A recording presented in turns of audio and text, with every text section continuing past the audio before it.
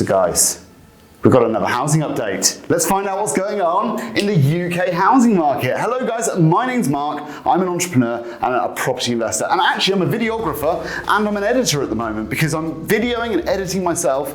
And today's video, we're looking at the Halifax October 2021 house price index and what has been going on in the UK housing market. So if you like this sort of information, if you like this sort of video, if you could possibly give it a big like, it helps me out with the algorithm. And if you haven't already subscribed, why not consider subscribing? Remember, everything we do on this channel, we don't upsell any courses. We just bring the information to you so that you can make better investment decisions based on the information that's out there and based on your own gut feel on where you want to be. So guys, let's get into the video. Let's talk about what's been going on in the UK housing market, because I'll give you a hint. This month, we are continuing our upward trajectory at some pace. So the average house price has risen by 0.9% this month again.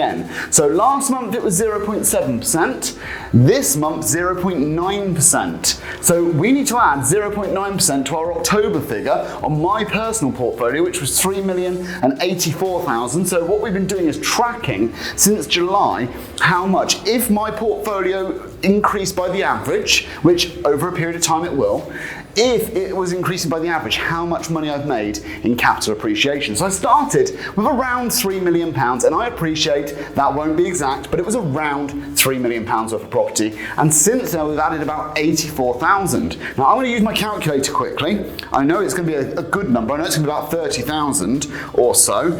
So 3 million plus 0.9%.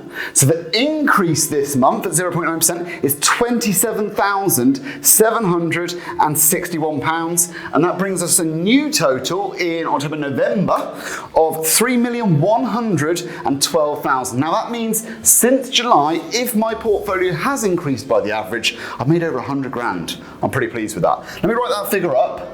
November.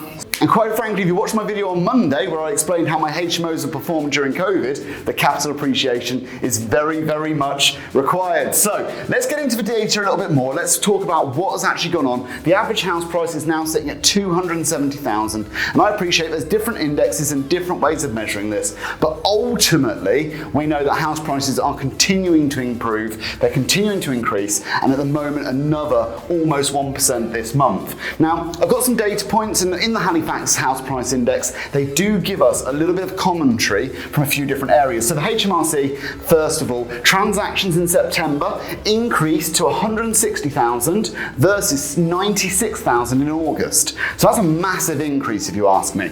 That's likely to be people were rushing before to try and get their stamp duty holiday. Then they backed off a little bit. There was a bit of a lull in the market and the market's now fired back up. Now, the Bank of England, conversely, have said instead that there was actually minus 2%, so 2% less month on month mortgages approved. So those two figures don't really sort of compare, because this is the end of the stage, isn't it? When you pay your stamp duty, when the HMRC get made aware of the transaction. Whereas this is the beginning of the stage, i.e. the mortgage is approved and we're going to be able to register that mortgage. So I think these figures, the reason that they're so vastly different is because they're at different stages of the process. Now, the final one that we've got on the commentary on the Halifax one is the RICS, and I thought this was quite interesting. There was a 0% change month on month in terms of completions. However, there was a minus 35% year on year for new instructions, and this is really key for me, this minus 35% year on year,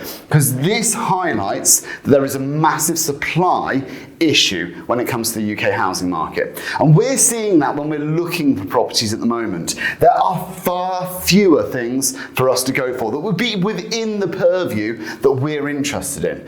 Minus 35%, actually, for the sort of stuff that we're looking for, there's less than half, I would say, the sort of stock that we're interested in buying. So this minus 35% year on year new instructions, I think that highlights the issue that there is with supply. Now, what does that do feeding into house prices? Well, obviously we all know about supply and demand, and I don't need to draw the supply and demand curve, I was about to for you, but ultimately when there's a reduction in supply and demand stays high, prices will increase. increase. And that really is economics level 101. So what we are seeing here, I believe, is the borne out version of that. I think ultimately house prices are continuing to rise, mainly because there is so much competition for the properties that there are, and it really is a seller's market. You have to understand it really is a seller's market. So as an investor, what am I doing? Well, I'm looking for those little opportunities that come across where I can see where I can add value. Everybody knows I did a video about the flat that I'm buying in Newbury. I'm also potentially going to be looking at some BRR kind of opportunities, but ultimately there has to be so much fat in the deal that the ones I have seen, they really just don't make any sense. I'd rather just pay full price for the end result in the instances. I mean, if you're going to buy something for 200k, spend 40k on it and make it worth 250. Well, I would just rather pay 250. I mean, this £10,000 is going to be eaten up by fees. It's going to be eaten up by the time it takes to do it, by the lack of rent during that time. I mean, that 10k is just gone. And these are the sort of BRR opportunities that I'm seeing a lot of, and it just doesn't make any sense whatsoever. So I'm keeping an eye out. I will be looking at more properties. I'm not sure that right now for me is the right time. I've got a lot of stuff going on with my businesses. I've got a lot of stuff going on my index funds, which I'm going to do another video on, and they're going great guns as well. All assets seem to be at the moment. So it's not just new instruction. There's obviously the inflation story, and we'll do another video on inflation and where that is at the moment. But guys, this is my update for October. I hope you find this video interesting. I wanted to give you the figures. As I said, the main thing to take away from this is reduction in supply and an increase in prices. I think that is the main two takeaways. Transactions, they're increasing, but this is so different. I don't think that we can read too much into this bit of information here. I think that's just purely the laggards from when the stamp duty was there. This, on the other hand, I think mortgages approved minus 2% is neither here nor there, and the new instructions being down so significantly is the bit that's feeding into the house prices. So guys, give this video a like. I massively appreciate every single one of you, and I will see you on Friday for the next video. Cheers guys.